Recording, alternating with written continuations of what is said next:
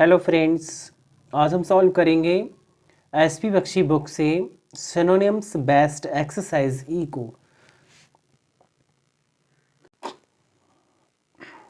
He could rise to this stature because of his invincible करेज।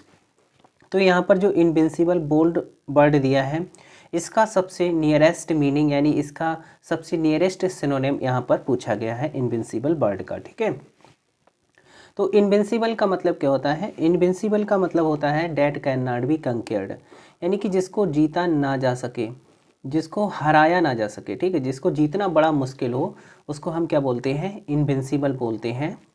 ठीक है, तो यहाँ पर जो ए ऑप्शन दिया है इनवायोलेबल, इनवायोलेबल का मतलब होता है जो टूट ना सके या जिसको भ्रष्ट ना किया जा सके, जो खराब ना हो सके, तो वो कहलाता है इनवायोलेबल।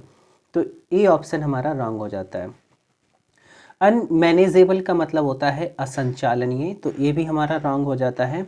इसके बाद आया इनमेजरेबल, इनमेजरेबल भी गलत हो जाता है।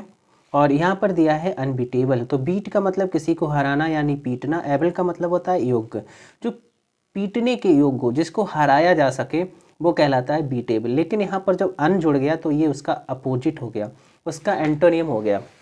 तो इसका मतलब हो गया अनबीटेबल का मतलब अब हो गया जिसको जिसको जीता ना जा सके, जिसको हराया ना जा सके। ठीक है, जिसको हराया ना जा सके तो उसको हम क्या बोलेंगे? अनबीटेबल बोलेंगे। तो इसका सबसे एप्रोप्रिएट जो मीनिंग होगा वो होगा अनबीटेबल। नेक्स्ट वन इज दो ही इज अ टीचर, यद्यपि वह एक टीचर है, हिज स्पीच लैक्स डिस्टिंक्टनेस, तो उसके स्पीच में, उसके भाषण में क्या है? स्पष्टता का यानी शुद्धता का अभाव है। तो यहाँ पर डिस्टिंक्टनेस का सबसे एप्रोप्रिएट मीनिंग पूछा गया है। तो डिस्टिंक्टनेस का मतलब होता है स्पष्टता यानी कि शुद्धता। अब यहाँ पर ए ऑप्शन जो दिया है क्लियरिटी, तो क्लियरिटी का मतलब क्या होता है? इसका मतलब ही होता है स्पष्टता। तो इसका सबसे अप्रोप्रिएट मीनिंग जो होगा वो क्लियरिटी होगा। डिस्टिंक्टनेस, डिस्टिंक्शन का मतलब होता है गौरव यानी कि प्रतिष्ठा, और फ्लुएंसी का मतलब होता है प्रभाव। और यहाँ पर जो प्रिसीजन दिया है इसका मतलब होता है एग्जैक्टनेस। तो अगर हम सबसे एप्रोप्रिएट मीनिंग देखें तो इसका सबसे एप्रोप्रिएट वर्ड जो होगा वो क्लियरिटी होगा। नेक्स्ट वन इज दिया है he tried to alleviate, alleviate माने होता है किसी की पीड़ा को कम करना। यहाँ पर सफरिंग की बात की गई, मतलब उसने कोशिश की, क्या कोशिश की? टू एलिविएट करने की, कम करने की, द सफरिंग्स माने पीड़ा, ऑफ हिज नेबर, तो उसने अपने पड़ोसियों की पीड़ा को कम करने की कोशिश की। तो एलिविएट का मतलब क्या होता है? कम करना। एबेट का मतलब भी कम करना होता है, लेकिन यहाँ पर अबेट इसका सबसे एप्रोप्रिएट मीनिंग नहीं होगा, क्योंकि यहाँ पर पीड़ा की बात की गई है, पीड़ा को कम करना, एलिविएट करना। ठीक है, तो रिमूव का मतलब क्या होता है? रिमूव का मतलब होता है बिल्कुल किसी चीज़ को मिटा देना। और डिसिपेट का मतलब होता है धीरे धीरे कमज़ोर होकर ख़त्म हो जाना। कोई ऐसी चीज़ जो धीरे धीरे कमज़ोर पड़ गई है फिर वो ख़त्म हो गई है, उसको हम बोलेंगे डिसिपेट।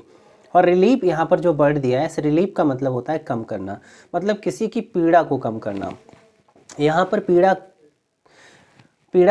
पीड़ा को कम करने की बात की गई है, इसलिए इसका सबसे अप्रोप्रिएट जो मीनिंग होगा वो यहाँ पर रिलीव होगा, डी। तो डी इसका राइट आंसर हो जाता है। Next one is her evidence totally refuted the charges, तो उसके सबूत ने पूरी तरह से, टोटली माने पूरी तरह से क्या कर दिया? रिफ्यूटेड कर दिया द चार्ज, तो उसके सबूत ने आरोपों का पूरी तरह से क्या कर दिया? खंडन कर दिया। तो रिफ्यूटेड का मतलब होता है खंडन कर देना, यानी कि किसी चीज़ को गलत साबित कर देना। तो यहाँ पर जो ए ऑप्शन दिया है रिफ्यूज, इसका मतलब होता है किसी चीज़ को मतलब इनकार कर देना, और डिनाइड का मतलब भी होता है इनकार कर देना, मना कर देना। ये ऑप्शन दिया है डिस्प्रूव्ड, डिस्प्रूव्ड का मतलब होता है गलत साबित करना, मतलब किसी चीज़ का खंडन कर देना। तो इसका सबसे अप्रोप्रिएट मीनिंग जो होगा वो डिस्प्रूव्ड होगा। डिस्प्रूव्ड का मतलब क्या होता है? गलत साबित कर देना।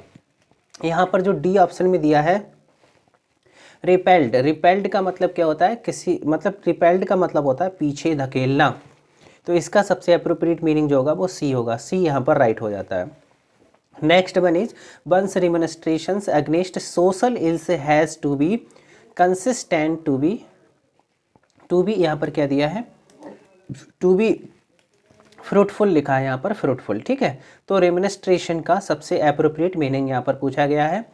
रेमिनिस्ट्रेशन का मतलब होता है ऑब्जेक्शन, इसका मतलब होता है ऑब्जेक्शन होता है, इसका मतलब ऑब्जेक्शन मतलब विरोध, ठीक है, विरोध। अब यहाँ पर आउटरेज की अगर हम बात करें तो आउटरेज का मतलब क्या होता है, इसका मतलब होता है नाराज़गी, तो ये ऑप्शन हमारा गलत हो जाता है। डेमोन्स्ट्रेशन का मतलब होता है स्पष्टीकरण मतलब प्रमाण यानी कि नमूना, तो ये ऑप्शन भी हमारा गलत हो जाता है। क्रिटिसिज्म का मतलब होता है आलोचना, तो ये ऑप्शन भी रॉन्ग हो जाता है। प्रोटेस्ट इसका सही होगा, प्रोटेस्ट का मतलब होता है विरोध यानी कि आपत्ति, तो इसका सबसे अप्रोप्रिएट मीनिंग यहाँ पर क्या होगा, प्रोटेस्ट होगा।